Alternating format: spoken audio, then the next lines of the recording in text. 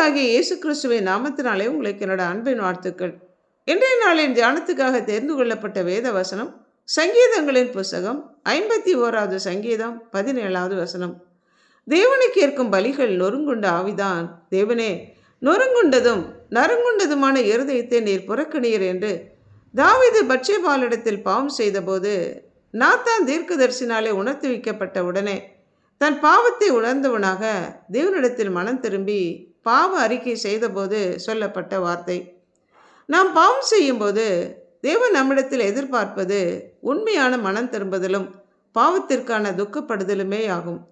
இங்கு தாவீது உணர்த்தி வைக்கப்பட்ட உடனே தேவனுடைய இரக்கத்திற்காக கெஞ்சி ஜெபிக்கிறார். என்னுடைய மீறுதல்கள் நீங்க சுத்திகரியும், என்னுடைய அக்கிரமம் நீங்க முற்றிலும் என்னை கழுவி பாவம் வரை என்னை சுத்திகரியும். தேவரீர் ஒருவருக்கே விரோதமாக நான் பாவம் செய்தேன் என்றும் சுத்த இருதயத்தை என்னிலே சிருஷ்டியும், நிலவரமான ஆவியை என் உள்ளத்திலே புதுப்பியும், உமது சமூகத்தை விட்டு என்னை தள்ளாமலும் உமது பரிசுத்த ஆவியை என்னிடத்திலிருந்து எடுத்துக்கொள்ளாமலும் இரும் என்றும் ஜெபித்தார். நொறுங்குண்ட இருதயம் உள்ளவர்களுக்கு கர்த்தர் சமீபமாக இருந்து அவர்களுடைய காயங்களை ஆற்றி நறுங்குண்ட ஆவி உள்ளவர்களை கர்த்தர் ரட்சிக்கிறார். எல்லோரும் பாவம் செய்து தேவ மகிமை அற்றவர்களானோம். பாவம் செய்யாத மனிதன் உலகத்தில் இல்லை.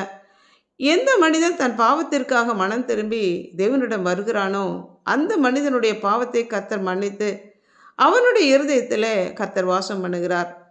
நித்தியரும் பரிசுத்தரும் மகத்துவரும் உன்னதமுமான தேவன் பணிந்தவர்களின் ஆவி உயிர்ப்பிக்கிறதற்கும் நொறுங்குண்டவர்களின் இருதயத்தை உயிர்ப்பிக்கவும் நொறுங்குண்டு பணிந்த ஆவி உள்ளவர்களிடத்தில் வாசம் பண்ணுகிறார். இரத்தம் சிந்துதல் இல்லாமல் பாவ மன்னிப்பு இல்லை. நாம் ரட்சிக்கப்படும்படி வானத்தின் கீழெங்கும் பூமியில் இயேசு கிறிஸ்துவின் நாமம் அல்லாமல் வேறொரு நாமம் கட்டளையிடப்படலை. மனம் திரும்புதல் இல்லாமல் நாம் எத்தனை பலிகள் செலுத்தினாலும் நம்முடைய பாவம் மன்னிக்கப்படாது.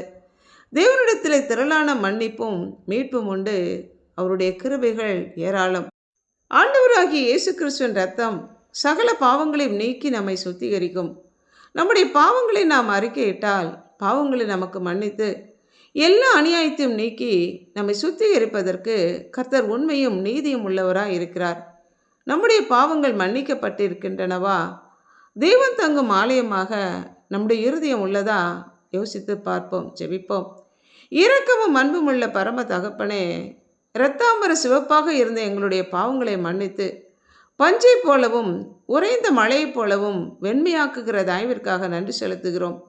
கர்த்தர் எங்களுடைய பாவங்களை மன்னித்து எங்களுடைய இருதயத்தில் நீர் வாசம் பண்ணும்படிக்காக எங்களுடைய இருதய கதவை தட்டி கொண்டிருக்கிற உமக்கு கதவை திறந்து உள்ளே வந்து நீர் எங்களை ஆளுகை செய்யும்படிக்காக உம்முடைய கரங்களிலே எங்களை அர்ப்பணித்து ஆண்டவராகிய இயேசு கிறிஸ்துவின் நாமத்தினாலே ஜெபிக்கிறோம் பிதாவே.